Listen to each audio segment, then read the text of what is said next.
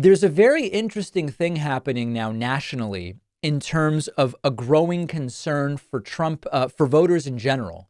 And it is a concern over Donald Trump's health. There's a Newsweek article about it. We've seen new polling about this as well.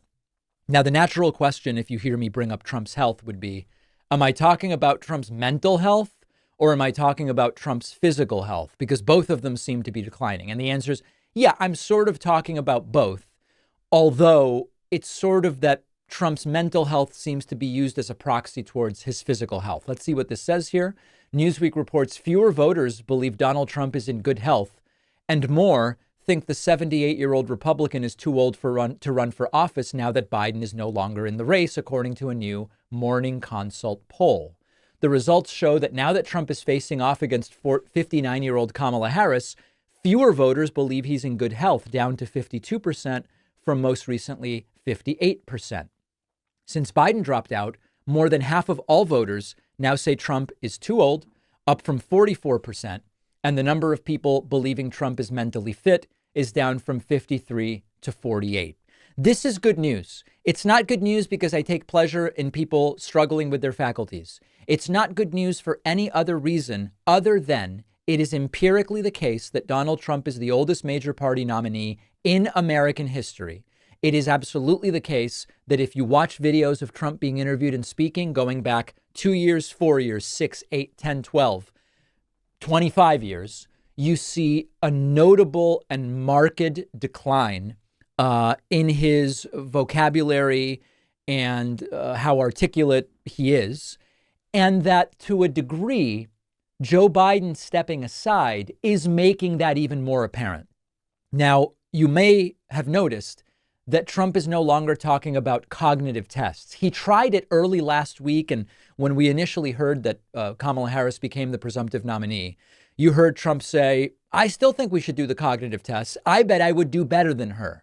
That was an extraordinarily stupid thing to say, given that Trump says things such as Saudi Arabia and Russia will repeat will repeat do, etc.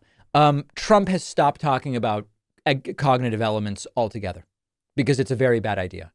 And it's becoming apparent from the polling that this is a growing concern for the country. There is a desire for some new energy, that the new energy will come with from a nearly 60-year-old only reminds us of what the alternative is. And it's been Republicans who are running on this stuff about we don't need a really old president anymore, pointing to Trump 2.5 years younger than Biden as the alternative to the old Biden. But that has all been shaken up and changed now that Trump is the oldest nominee in American history. So do I think that this is going to be sort of like a dispositive make or break factor? No, I don't. But certainly, and especially if Donald Trump continues to allude to, I don't know that I'm going to debate, I don't know that I need to debate. On this, I do agree with Anthony Scaramucci, who said Trump's only toying with not debating to get attention, but he knows he has to debate or it will be humiliating because it will come off as him being scared. I hope he debates. It's very difficult to keep up with the latest comings and goings of will he, won't he, on ABC, on Fox News, anywhere else. Will there be 1 debate, 2 debates, 0 debates?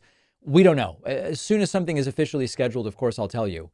But it is starting to become a real concern that what happened to Joe Biden in his debate against Trump on June 27th could happen to some degree, lesser or greater remains to be seen, in a debate against Kamala Harris. I expect her to be prepared. And, VP debate, Vance versus Walz, I expect Walz to wipe the floor with JD, both in terms of policy knowledge as well as charisma and just general demeanor. So let me know what you expect as far as debates.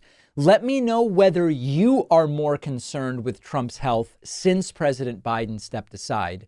info@davidpakman.com.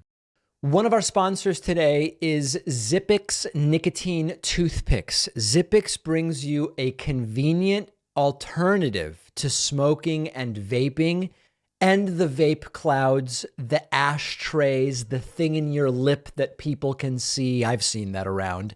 This is an easier and less messy way to curb the cravings, and you can use Zippix just about anywhere. Zippix is available in 6 flavors with 2 or 3 milligrams strength. The nicotine and the flavor are long lasting, and Zippix has helped countless people kick the bad habits, and they are bad habits. Zippix toothpicks are FDA registered.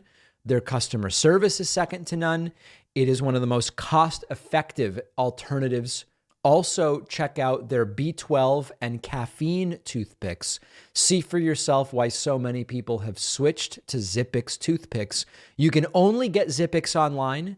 Go to zippixtoothpicks.com today. Save 10% with the code PACMAN10 at checkout.